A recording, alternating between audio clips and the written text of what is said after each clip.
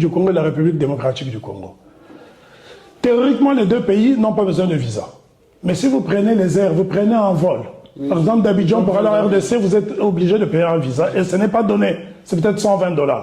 Alors que par le beach, vous n'avez pas besoin de visa. Donc ce sont des incongruités qui n'ont pas de sens. Prenons le cas du Bénin et du Togo. Ces deux pays frontaliers, vous quittez Cotonou, à 14 h, vous arrivez au plus tard à 17 h à Lomé s'il n'y a pas de restrictions. Mais les deux pays ont deux fuseaux horaires différents. Donc c'est cela les aberrations, c'est l'héritage colonial. Il faut qu'à un moment donné, les Africains s'affranchissent de tout cela, de cet héritage néfaste pour se réinventer. Parce que le problème dans un pays comme le Congo, moi je le regrette. Le professeur Obenga auquel vous avez fait référence est un homme qui se réclame du panafricanisme. C'est un homme qui a écrit un excellent ouvrage que j'ai chez moi, qui a été même édité par un aîné, Maouété, édition Pyramide Papyrus. Le livre s'intitule « L'université africaine dans le cadre de l'Union africaine ». Citez-moi un seul département au Congo où on enseigne le panafricanisme, ça n'existe pas. Donc c'est bien pour vous dire que nous sommes moins ancrés dans le panafricanisme, nous sommes dans le micronationalisme. Mais conclusion, en 2014, le Congo dit Brazzaville a expulsé plus de 200 000 ressortissants de la République démocratique du Congo. Ah, l'opération Batama. Est-ce que ça c'est normal?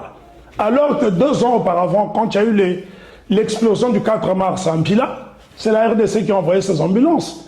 Voyez-vous, j'ai remis le couteau dans la plaie pour bien rappeler que le micronationalisme est en train de perdre les Africains. Le micronationalisme fait le lit du tribalisme. C'est quand vous allez vous hausser sur le toit du continent, mais quand vous pensez continent, vous ne pouvez plus penser tribu. C'est cela le panafricanisme. Vous croyez que les Nkrumah n'avaient pas de groupes ethniques? Les Lumumba n'appartenaient pas à des groupes ethniques? Ils se sont hissés à un certain niveau. Parce que le panafricanisme a été pensé par des Africains déportés, ceux de la diaspora historique. Des Afro-descendants, des Afro-américains, des Afro-caribéens. Et ils étaient détribalisés, ils ne savaient pas s'ils étaient Peul, Yoruba, etc. Donc, conclusion, ils ont voulu créer quelque chose de globalisant. Le panafricanisme, c'est une idéologie dont l'objectif est d'unir les Africains. Parce que j'ai appris un très beau proverbe au Burkina, chez le peuple Samo qui dit « Unis les tisons s'allument, séparés ils s'éteignent ». Aussi longtemps que nous allons cultiver nos particularités. Chaque être humain a une identité clanique, tribale, familiale. Je ne nie pas cela. Je dis simplement que dispersés, les Africains ne peuvent rien faire.